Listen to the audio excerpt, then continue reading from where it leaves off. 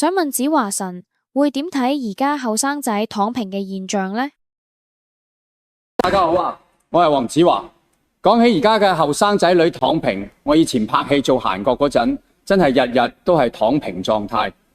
你話拎咗10蚊酬勞，仲要扣埋車費同飯錢，咪淨係得返幾蚊？嗰陣我覺得咁樣躺平都幾寫意啊，唔使煩咁多嘢。但係而家嘅後生仔女嘅躺平就唔係咁簡單啦，佢哋係被逼到冇路走先至躺平嘅。你睇下而家個社會，樓價貴到嚇死人，做到死都未必買到樓，返工日日 OT 到癲，仲要俾老細鬧，辛辛苦苦賺咗嘅錢，結果通脹一嚟，啲錢就貶值。咁你話佢哋點解唔躺平呢？我以前拍過套戲，嗰陣我扮演一個廢柴保鏢，成日周圍躺，搞到個客都想打我。但係到最後，我竟然成功保護咗個富豪。你話奇唔奇？而家後生仔女嘅心態，我而家躺平，等個機會嚟到我就起身。但係問題係，你揼得耐咗，會唔會起唔到身呢？就好似我以前做閒角，日日扮死，真係差啲就變成真嘅屍體。所以我哋躺平都係要有個限度。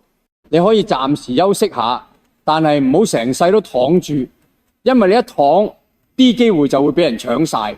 不過我都明白，而家個社會真係好難頂。好似以前我做棟篤笑，成日都講社會問題。我記得有次講到香港嘅樓價，我話而家嘅後生仔女做足3年，儲足首期就可以買到間廁所咁大劏房，結果全場都笑到癲。但係笑完之後，大家都好無奈。所以我哋躺平呢樣嘢唔係後生仔女嘅錯，係成個社會，包括政府大企業都要反省下。你唔俾人機會，唔俾人希望，人哋梗係想躺平啦。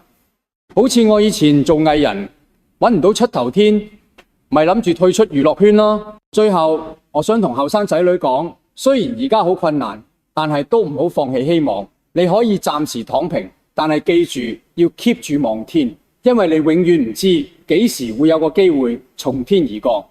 就好似我本來諗住退出娛樂圈，點知反而成功咗。